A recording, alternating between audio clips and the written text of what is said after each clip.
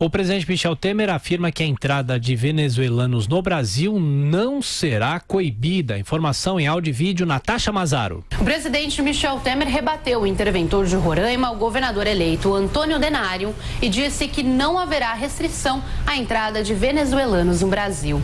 Em entrevista à Globo News no domingo, o novo interventor afirmou que faria um trabalho conjunto com o governo federal para limitar o ingresso dos estrangeiros.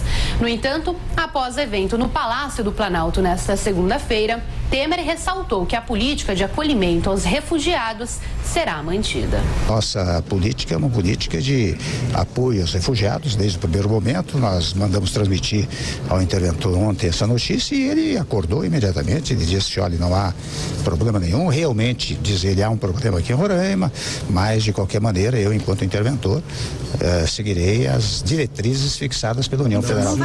A intervenção federal em Roraima começou oficialmente nesta segunda-feira e Antônio Denário foi nomeado interventor em decreto publicado no Diário Oficial da União.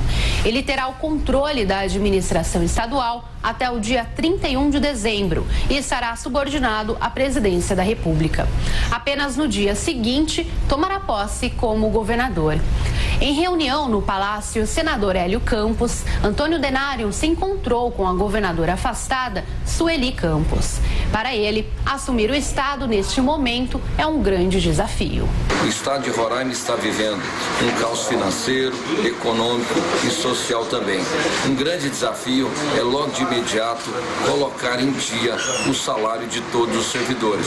Nesta terça-feira, Antônio Denário irá se encontrar com o presidente Michel Temer em Brasília para discutir os detalhes da intervenção. O governador eleito também deve se reunir com o futuro ministro da Justiça e Segurança Pública, Sérgio Moro.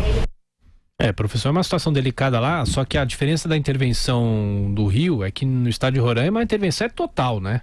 Sim, total. É no executivo. Não é só na segurança pública. Isso, perfeito.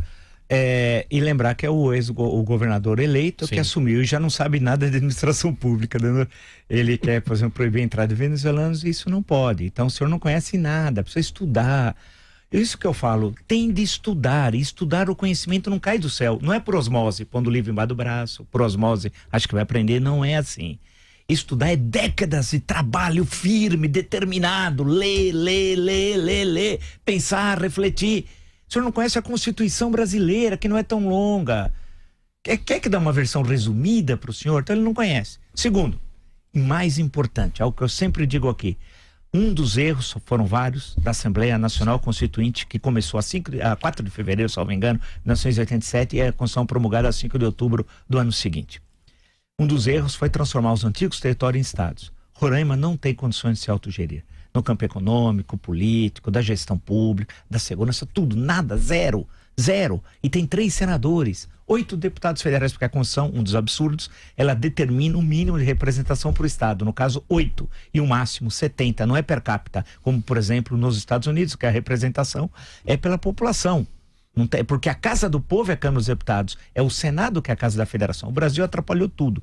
Então o Roraima não tem condições de se autogerir. Essa que é a grande questão. Vive um problema grave de calamidade pública com a entrada de venezuelanos? Vive. Quantas vezes conversamos aqui com a prefeita da capital, Tereza Zurita, conversamos com a governadora, então governadora, não mais, Sueli Campos, com os seus secretários, inúmeras vezes aqui no Jornal da Manhã. É uma situação grave.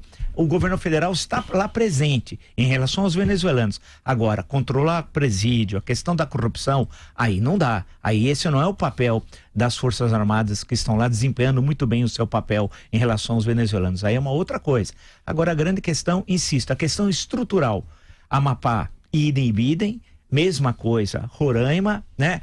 E tinha um outro território, na época, Fernando Noronha, mas esse voltou a fazer parte do estado de Pernambuco. Mais um pouco, vou regredindo um pouco na história, teve o caso de Rondônia, mas já era estado à época, e mais atrás, lá em 1960, o caso do Acre, que virou estado. Mas desses dois últimos, especialmente o Roraima, não tem a mínima condição de ser estado.